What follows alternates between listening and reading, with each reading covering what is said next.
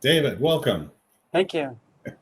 So we have his bio posted up here on the screen. We really won't jump into the bio itself unless, David, you want to any few seconds for anything about yourself that you want to tell the viewers? You know, not really, and they'll find out from the questions.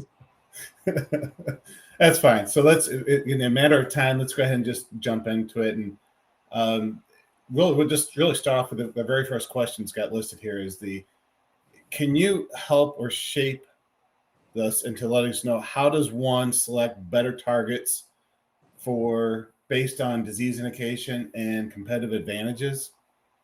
Okay, so that's a really critical question in this area. As you've just described, the technology is developed to the point with antisense oligos and double-stranded RNAs that we have a pretty good understanding about how to knock down genes in animals and humans, pretty good understanding of what clinical trials are going to be like. The problem is finding the initial target. I guess that's going to be true for any modality for drug development, but it's especially true here.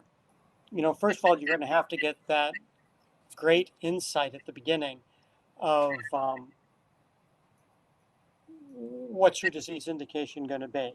That's going to require the usual of discussions between basic scientists and clinicians, trying to find some opportunity that other people haven't. But then you have to overlay that on top of another thing, is how is it going to compete potentially against a small molecule or an antibody or gene therapy? And that's something that you're going to have to think very, very seriously about, because you don't want to put all the money in through phase 3 and then find out someone has an antibody that physicians are going to prefer to prescribe. Sure. And then cost. Those two things, there's obviously an interplay there. You want to do it so that the cost is going to be appropriate so that you can make a profit while still benefiting patients. And even if you have something that's better, our insurance company is going to pay for it, especially if there's some kind of competing treatment. So these are all the kind of things that people need to think about up front. I'll give you just one concrete example right now. Kynamro, that's a double-stranded RNA that's approved for lowering cholesterol. It has remarkably good properties in humans, both lowering cholesterol and very little toxicity. It would be ideal if that could branch out into a larger patient population. It's an approved drug. You might have seen the commercials on television for it. But how's it going to compete against the existing antibody that targets the same protein? That antibody has to be administered every month. Kynamro could be administered every 6 months.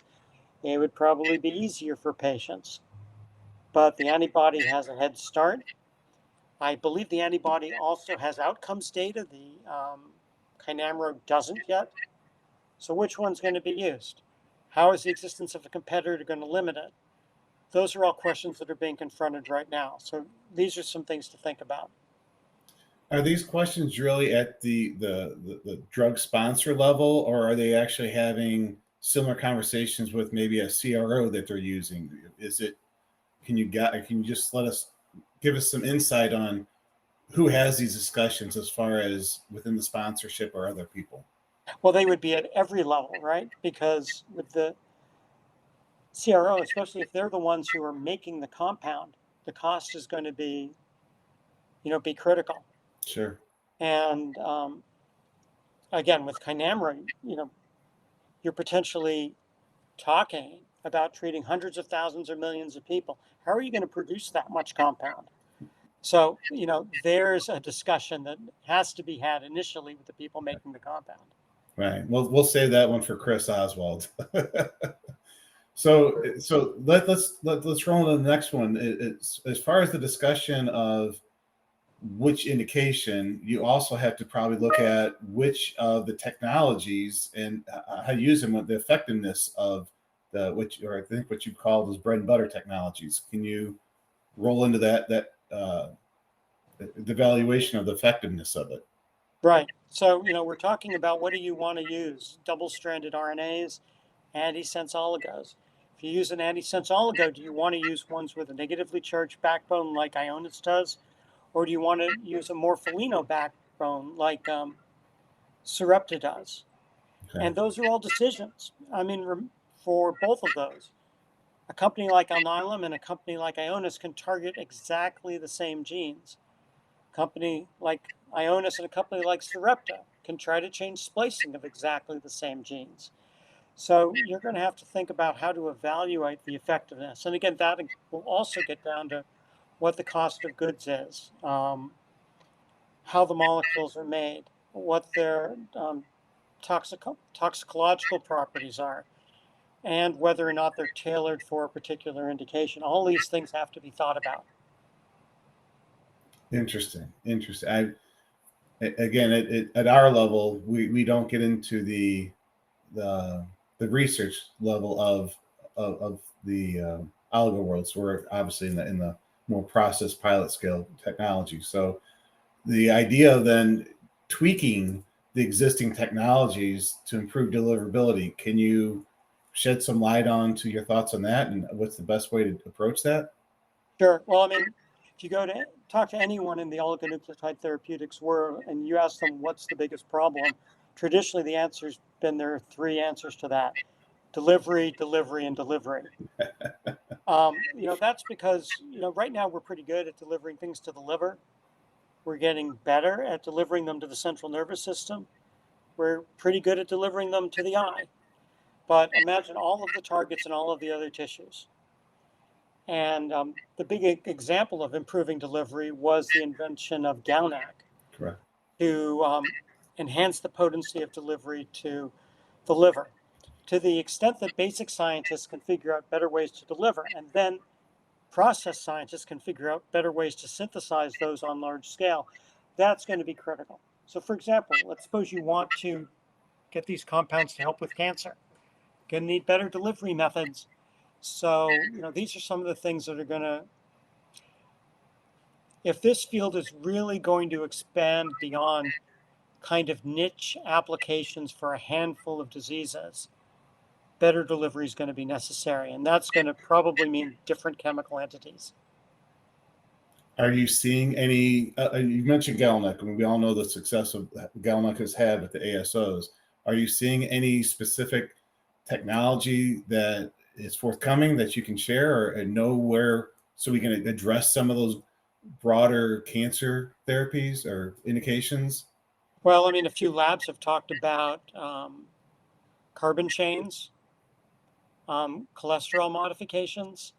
These are pretty simple ones that increase the hydrophobicity, maybe give some better membrane binding and permeability. And those do look like they are expanding the range of tissues. So Okay. that would be a simple change. And you can imagine that it isn't that tricky to add that to a synthesis. We'll have to see what other people do. But again, in the academic world, you see a lot of kind of fancy chemical changes. But at the end of the day, for those to be practical, they've got to be boiled down into something that you can make on large scale. So we have to consider that filter too. It's always, as you know, it's always about practicality here. You're right, and that's it's got to be key, because what you can do in your lab, does it really matter? Can you translate it into a process that can actually be benefit to patients? I agree. Yeah. So let's actually move on to the next one. For leveraging technology to develop transparent quality data to differentiate yourself. This seems like a pretty broad um, idea here. Can you share some light on that one? Right. It kind of seems obvious, right? But, I'm in a position where I'm often asked to evaluate the slide decks that companies bring before me. And I look at those slide decks, not so much in terms of what they claim, but what the quality of the data is. This oligonucleotide field is not a new field. It dates back 30 years. Why have companies like Ionis and Alnylam survived over that amount of time? It's because they figured out that you had to provide convincing, transparent data to convince people that what they were doing was real and that what they were doing was believable and would be robust enough to help people in the clinic. So I think that's what's really important. It's not what you claim, to try to sway some investor who isn't really familiar with the field. It's providing the cold hard data, the controls, the data that you can interpret, so that we know that things are real. Now, this may not be so important for the crowd tuned in today. A lot of them are chemists, and chemists are used to having to put all their analytical data out there to meet rigorous standards. Um, that really needs to be the model for everything in this field all the time. So are you suggesting that we need to have more clinical trials of the potential indications? Is that what your vision is? Even before clinical trials, the day, before you subject a patient to a clinical trial, your preclinical data needs to be very strong, that the underlying hypothesis is valid. And remember, that's what a lot of people go for their Series A financing. And Sure. so you always want to see that convincing data before you go into the clinic, both from the standpoint of doing what you should be doing for the patients, but also because that's where the costs balloon up. Okay. And too often that isn't the case. Are you suggesting that as the preclinical data that should be more presented through conferences, symposiums, more papers being delivered? How do you want them to get their data out there for people? Well, I mean, peer-reviewed data is always good. Presentations at conferences are always good. From my perspective, as someone who's been around for a while, sees a lot of talks, I also edit a lot of papers for journals. I can tell within a few minutes whether someone has done experiments well or not. And the standards of the field, there are plenty of guidelines papers for how to present data. I've written a couple myself. People have to read those, they have to understand them, they have to demand that work be done to a high level, both at other companies and within their own companies. Again, very much the same way as if you were submitting a paper to Journal of the American Chemical Society. They would expect certain standards to be met with analytical data. You should expect that with everything in this field. Sure. No, I agree with you on that. Do you, as just a broad stroke of the industry, do you see, are we at a good spot with this right now? Do you see more improvements need to be made? Can you shed some light on that? Well, I mean, clearly I still see slide decks that are problematic. But on the other hand, if you go and attend the Oligonucleotide Therapeutics Society, which is in at the end of this month in Barcelona, virtual attendees are still welcome. That I hope you will find that the science there is as high quality as you will find at every meeting. And that's because there is a consensus in leaders of the field that having high standards is the only way this field is going to progress in this extremely bruising competition with other modalities. Sure. No, I agree. There's a conference that I know we will be attending as well, and we'll be exhibiting. I think this is our second or third one. So let's roll into the valley. So what's the impact of implementing new technologies? Right.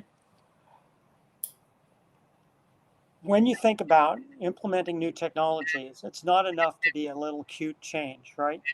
People are always going to want to stay with what's proven. So Sure. when I see a new technology, I sort of think to myself, first of all, is it going to be practical to scale up and actually have an impact on real world drug development? The other thing I think about is how much is the improvement going to be? A marginal improvement, it's going to be tough to move the dial on that, right? But if Right. something has the possibility for a large improvement in cost, in tissue uptake, in potency, then that's the kind of thing that attracts my attention when I'm looking at something. So for example, if someone could find a way to get some decent uptake in a particular tumor or in a new tissue, like kidney or pancreas. That's something that would get my interest. With the synthesis, if someone could find a way, you know,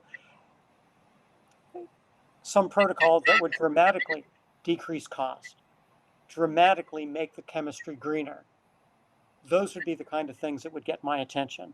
And then, of course, if they support those claims with good, transparent, logical, well-controlled data. Oh, no, that makes sense. Going backwards a little bit, you mentioned and we talked about the internal discussions within, we'll say, the sponsors of which direction, which modality they're going to try to target, as far as indication wise. We see, to my knowledge, that it's mostly, I'll call it, the smaller pharma companies that seem to be forefront in the oligo space, but now the big pharma seems to be getting on board with it over the past, let's say, 10 plus years. GSK, AstraZeneca, Pfizer, they're all, investing, Novo, all those companies. Do you see them, are they consulting with people like yourself in the industry, trying to help them understand which modality is going to be best for them to go after, if they should use the existing modality? How are you, I'll say, consulting in this area? Right. I mean, they're definitely seeking outside, opinion. I mean, I know I've been part of like seminar series that several of these companies have had. I will point out that there's some history there, that big pharma has repeatedly moved into this area, and then at the first sign of failure has abandoned it, and that often has invested a lot of money with the expectation of short-term returns. I think that the lesson is that don't go into this area if you're big pharma and expect something quickly. You have to be in there for the long haul, solving difficult scientific problems and working toward an outcome that's going to be good for them and good for patients. So hopefully they've learned their lesson and that their involvement will benefit everyone. That's great advice. And I completely agree that we've seen it along the way as far as the investment and then the quick decision to back out. We've seen that actually at the CMO level as well, companies trying to get into oligonucleotide manufacturing, not have an initial success, and then just abandon it, and then come back and revisit it 5 to 10 years later and trying to get back into that space. Now that more indications have come along, that maybe they can jump into it with a different approach, and we're hoping that there's success there. Yeah, and of course, I mean, this isn't just nucleic acid therapeutics. I mean, this is probably startups all over the place. There's an expectation that you're going to get success quickly, but this isn't like a software company. There are some important scientific challenges to solve, and if you take the time to solve them right, then chances are you're going to do well in the long term. Yeah, I agree. Yes, I completely agree. And that's also the lesson of Ionis and Alnylam. They managed to stay funded. They kept doing good science. And those two companies and some of the other companies in the field have just gotten stronger and stronger over time and solved some amazing scientific problems, as have the people like, yourself, who've done this amazing job of being able to scale up synthesis and provide the amounts of material where we can talk about actually serving hundreds of thousands of people a year. Yeah, I agree. And actually, speaking of Ionis, there's a question that did come in. Let me read it directly. Do you think that if the Ionis guide strand only drugs did not have a potency problem and the changes needed to achieve this problem were trivial, this would be an important breakthrough? Potency is always important. And especially with antisense oligos, they are locked in mortal combat with double-stranded RNAs. So if there could be a chemical breakthrough to increase their potency, that would be huge, but easier said than done. Right. Okay. I think we're getting ready to roll into the next conversation. So I'm going to I'll wrap it up here, David. But can you go ahead and give one more shout out for the OTS coming up, and maybe you can get some more people to join that conference, because it's very critical for us to have this conference so people can understand the science behind it. Okay, the Oligonucleotide Therapeutics Society is the main society for oligonucleotide therapeutics. Our mission is to educate people about oligonucleotide therapeutics, instill high standards of the field, and also reach out to young people and foster their careers. Our meeting this year is in Barcelona. It's at the end of October. Unfortunately, the in-person meeting has been capped at 750, and we've already matched that. Wow. But you can still do virtual. You can still ask questions online. If you're virtual, you'll have it to play back later. It's really the place to be. If you can attend it in person, it's also a fantastic place for networking. Anyone not familiar with this field, it's filled with people who've dedicated their lives to the field. Whether they're in academia or at any company, they are happy to tell you everything. Great place for networking. So please join the community if you haven't already. Great. Thank you, David. I hope everyone truly does, as I know we've actually gravitated towards that over the past few years. So looks like an exciting conference, and I hope to be to at least do virtual for myself. Great. All right. Thank you, David. Well, we'll see you in June. Thank you very much.